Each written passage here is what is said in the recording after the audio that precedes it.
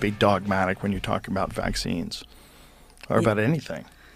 Yes, it is good to keep an open mind, isn't it, and be flexible and look at a 360-degree view of things rather than your tunnel vision and what you're indoctrinated into, isn't it? Yeah, and especially if you know that that indoctrination has been on purpose and profitable. And, one of the great things about your book is, first of all, your book's called Dissolving Illusions. I know I've talked about it on the podcast a bunch of times, but you also highlight a lot of things that we know are beneficial that somehow or another get lumped into nonsense, like even cinnamon. Yeah. Cinnamon is a powerful herb, actually, and it's known to be helpful in glucose handling for a lot of diabetics taking it in capsule form now. I noticed at the end of my nephrology career that a lot of my own patients were taking cinnamon capsules, but it also has a lot of vitamin C in it, and I think that was probably one of the keys. A lot of those old remedies that we wrote about, the magic in them probably was the vitamin C in them. I dismissed all that stuff as total nonsense. I was like, oh, that's hippie nonsense, like echinacea, like get out of here. It's hippie nonsense.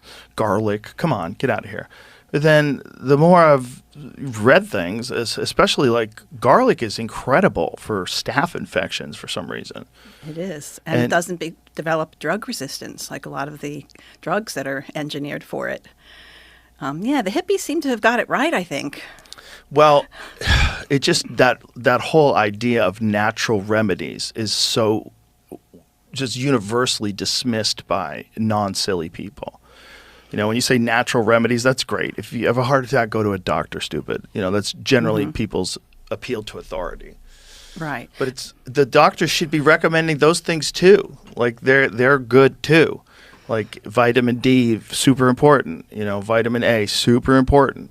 And one of the things that you talked about in the book is that I think this was really important. When you were talking about the measles vaccine, you were saying that either if you get an infection with measles, just a natural infection, or if you get the vaccine, you're still going to get depleted of vitamin A.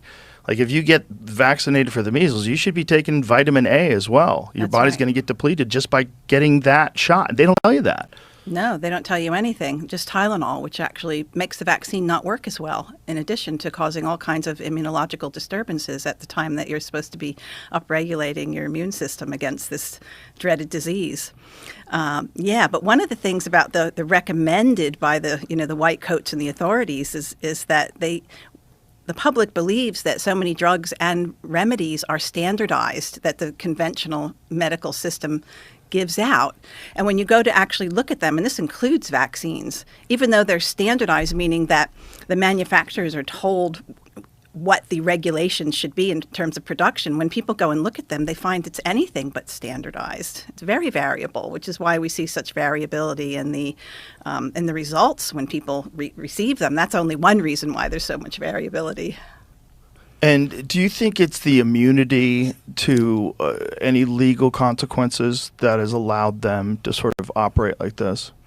Well, we certainly saw an explosion of their creativity since 1986. So in 1986, you're referring to the National Child Vaccine Injury Act that was passed in 1986. But before 1986, we had 1976, which was the swine flu vaccine fiasco.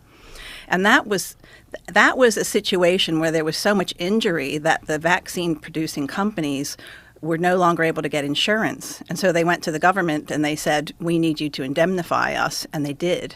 And so the government absorbed all the lawsuit cases that happened as a result of the Guillain-Barré that happened from then. And so that kind of set a precedent for 1986. So back then, vaccines were just kind of, pieces of microbe or maybe live attenuated virus, and then they would put a background of all kinds of horrid things inside of it and tell you it was just a clear, beautiful, pure solution, but that's beside the point. So then 1986 comes along, and because there's so many lawsuits happening because of the diphtheria, pertussis, tetanus vaccine, that, again, the vaccine companies couldn't continue to go on the way they were because they were being sued so much. So then this horrible act was passed, which to some people seemed like a good idea. And this is always how it goes, is we're going to make you this promise. Yes, yes, yes. us, we're gonna cover all the lawsuits now out of taxes, but it's going to be okay because we're gonna pay out these lawsuits, and you're going to be fine. If your kid takes one for the team, you're going to be okay. And what happens is, after they get their foot in the door, they narrow down the. They basically have a kangaroo court that decides if you're eligible. And so the qualification tables got narrowed down because in the beginning they were paying out so much of this. So not only did it make the vaccine companies very, very wealthy and indemnify, but as you alluded to just a minute ago, the creativity of the vaccine companies expanded. So after that, they could add different, what we call adjuvants, things that stimulate the immune system so the vaccine works better. That's why we're able to be in a messenger RNA vaccine situation today, which that wouldn't have happened if it weren't for this indemnification that, the vaccine trials have always been a bit of a joke, but they're even more of a joke today than they were in the beginning. We've never seen a vaccinated, unvaccinated study that is accepted by the powers that be as good enough. The vaccinated, unvaccinated studies that they use another vaccine for. You probably know that. So if you're testing a measles vaccine, you could test it against a diphtheria vaccine, or a flu shot vaccine is tested against a hepatitis A vaccine. There's no saline placebo because the few studies that exist with saline placebos show how bad the vaccine actually is and how it makes you not only not respond to the disease when it comes around, but more susceptible to it in many cases. Want to trade like the pros without being one? With PU Prime, you can.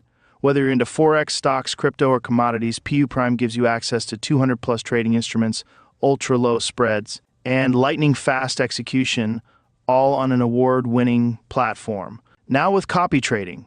No time to track the markets? With PU Prime's copy trading, you can automatically mirror the trades of top-performing experts, giving you the chance to profit like a pro, even if you're just starting out. Why choose PU Prime? Fast execution and ultra-low spreads. Stay ahead of the game. Leverage up to 1/500. Maximize your potential. Copy trading. Let the experts trade for you. 24/7 support. Help when you need it.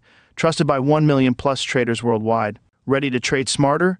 Click the link in the description and start with PU Prime today, where every trade counts.